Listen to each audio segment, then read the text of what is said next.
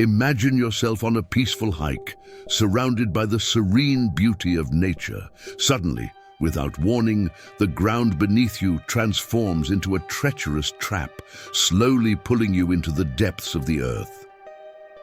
This is the dreaded scenario of quicksand, a phenomenon that, while often portrayed in adventure films, can become a very real and dangerous threat. In this account, we will explore surprising survival stories, where the battle against despair and the relentless forces of nature reveals the true resilience of the human spirit. Get ready to uncover the secrets of how to escape a sandy fate as we dive into the experiences of those who have faced and won the battle against quicksand. Ryan Osmond found himself trapped in cold quicksand within a lake. It was the end of winter and snow had begun to fall. He was alone, with no cell service. As night fell, he began to lose hope and started thinking about ways to speed up his death. He thought he saw a light in the distance. Was it someone coming to help him, or was his mind playing tricks on him? How did he survive the quicksand? Quicksand can be a mixture of various substances, including water, sand, clay, and even air.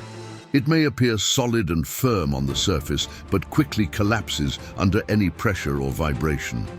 Since humans have about half the density of quicksand, you'll only sink up to your waist. Even though you won't be fully swallowed, you could still die from suffocation, hypothermia, or dehydration just from being stuck in quicksand. The formation of quicksand is a natural phenomenon that occurs in areas where underground water, such as springs, rivers, or even tides, saturates the soil. This saturation creates a mixture of sand and water known for its ability to trap objects and people who step on it. While quicksand is often associated with deserts or marshy areas, it can also appear in more common places, like near rivers and coastlines. The composition of quicksand depends on the interaction between water and sand grains. In its natural state, sand has a firm structure, with particles held together by friction. However, when water infiltrates the soil, it reduces the friction between the sand particles, separating them and creating a suspension.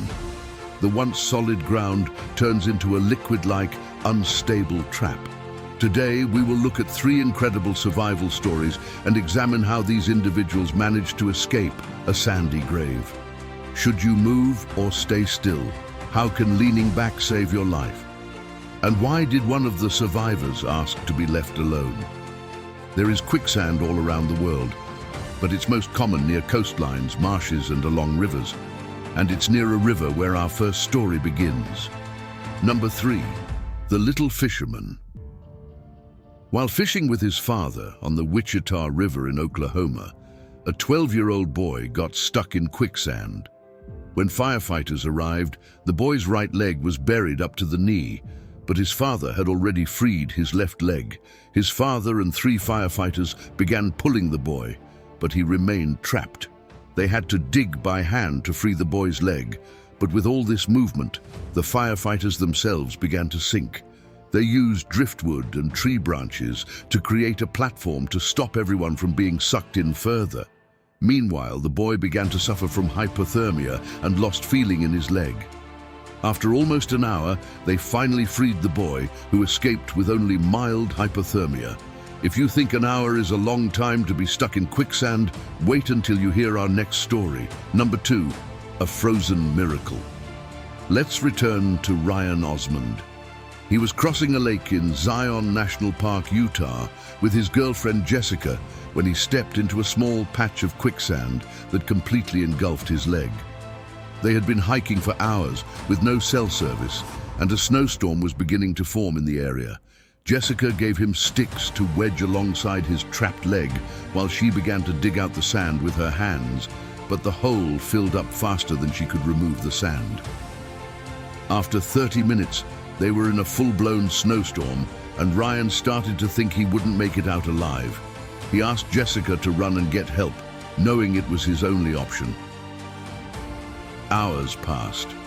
Ryan dozed off a few times as the snow continued to pile on him. Just as he was losing hope, he saw a flashlight and shouted for help. It was the rescue team. Jessica had succeeded.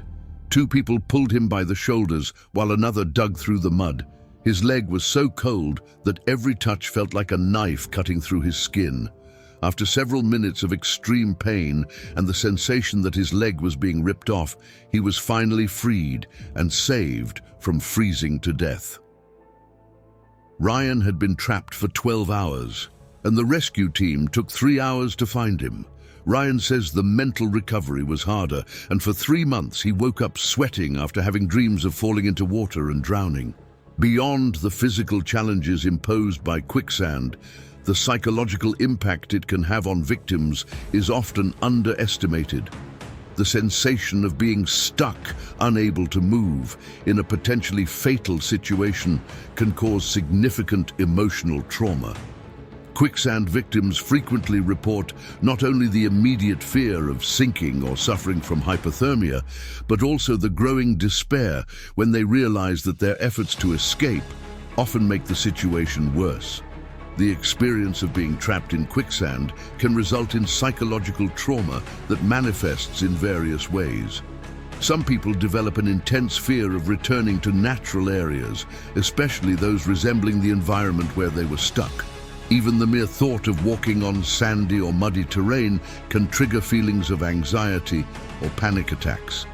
These effects are similar to those experienced by individuals who go through near-drowning situations or other severe accidents in nature. Before we get to our final story, let's review some important tips that could help if you find yourself in such a situation. In both stories, the survivors remained calm and stayed still while waiting. Constant movement could have made them sink deeper and likely drained their remaining energy. If you get stuck in quicksand, remember to stay calm and take deep breaths to avoid sinking faster. Remove any excess weight, such as backpacks, and keep your arms above the surface. If you sink up to your waist, try leaning back. This will distribute your weight, allowing your feet to float to the surface. Then, use your hands to slowly move backward until you reach solid ground. To free your legs, try moving them slowly, giving the sand time to fill the space underneath. This process can take hours, but sometimes a person may not be able to move at all. This brings us to our final story. Number 1, a clay prison. Robbie Teaser was on a 25-day group expedition near the Dirty Devil River in eastern Utah and needed to cross from one bank to the other. He thought the best way to do this was by walking through a sandy area, but the 25-year-old began to sink after just a few seconds. His classmates struggled to free him, but after a few hours he was waist-deep in quicksand. He couldn't move at all. The mud had solidified around his body, making it feel like he was trapped in concrete. In this case, drowning wasn't the main threat. Robbie could freeze to death as the temperatures were around 4 degrees Celsius. Hours later, after the hikers triggered an emergency alert, a rescue team with a helicopter and rescuers arrived to free him. They used rafts and shovels to dig Robbie out of the quicksand, finally freeing him from his prison at 1 a.m. He had been trapped for 13 hours. Knowing that quicksand can be anywhere makes you want to carry a walking stick the next time you go hiking, especially near water, and be extra careful if you're alone.